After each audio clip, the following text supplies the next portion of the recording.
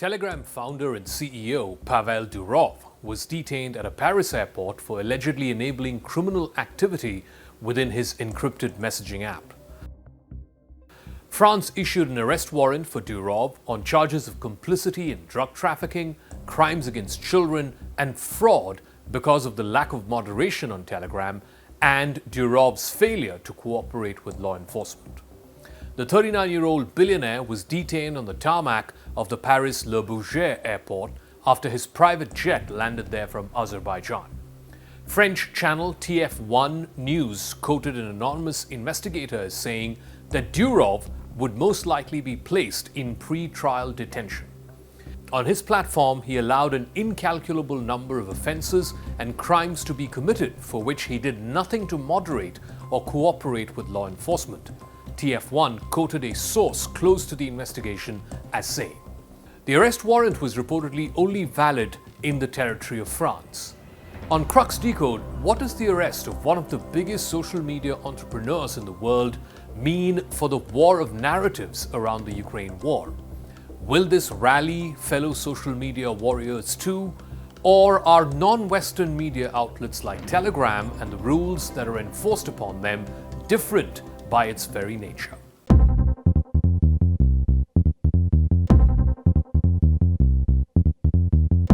Pavel Durov allegedly knew that he was a persona non grata in France. He rarely ever traveled to Europe and avoided countries where Telegram was under surveillance by security forces. He made a mistake over the weekend, and we don't quite know why. Was this just a stopover, or was he going to stay on in France for some time? In any case, he is now in the custody of the French authorities. The TF1 news channel quoted a source close to the investigation as saying, "Telegram is widely used by Russian speakers, not just in Russia, but also in Ukraine and other parts of the erstwhile Commonwealth of States. It has become a key independent platform for sharing information about the war in Ukraine, and it's also reportedly used by the Russian military to communicate. Telegram is the main social media network through which open source information is spread about the war, and that includes video footage, but also opinion and analysis from Russian and Ukrainian military sources. A significant change to Telegram's policies could also have a significant effect on the information domain around this war." That's according to military expert Rob Lee, who wrote this on Twitter or X. Deputy Russian State Duma Speaker Vladislav Davankov said that he had sent an appeal to Foreign Minister Sergei Lavrov seeking the release of Pavel Durov. His arrest may be politically motivated and a tool to gain access to the personal information of Telegram users. This must not be allowed, according to a statement that was put out on state-run RIA Novosti news agency, which was attributed to Davankov.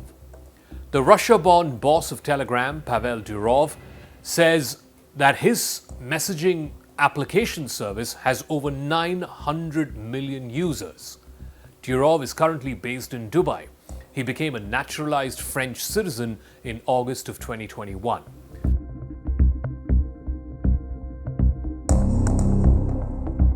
Durov was also the founder of the VKontakte social network. He left Russia in 2014 after he refused to share VKontakte's user data with Russian security services.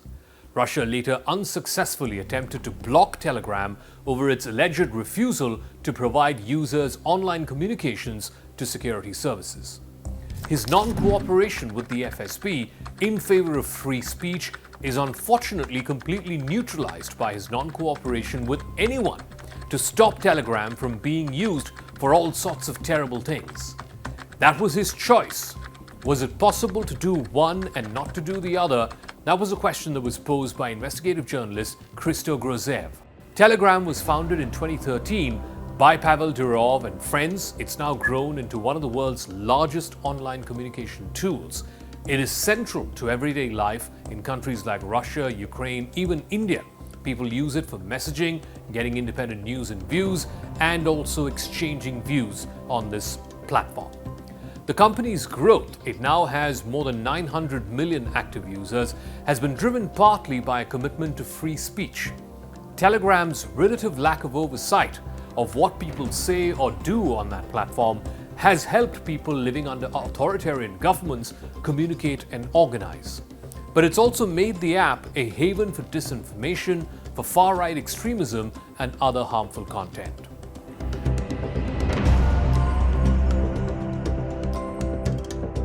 As word spread online over the weekend, news of Pavel Durov's detention became a fresh flashpoint in a continuing debate about free speech on the internet.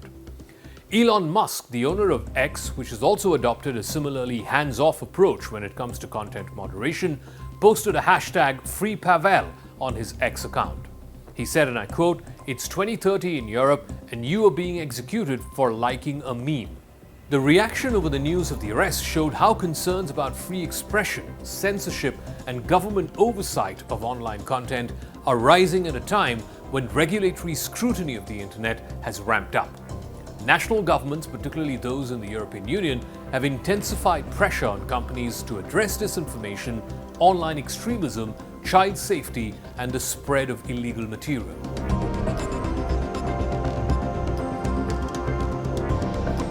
Telegram has long been on the radar of law enforcement agencies around the world because terrorist organizations, drug dealers, weapons dealers, and far-right extremist groups have used Telegram for communicating, recruiting, and organizing.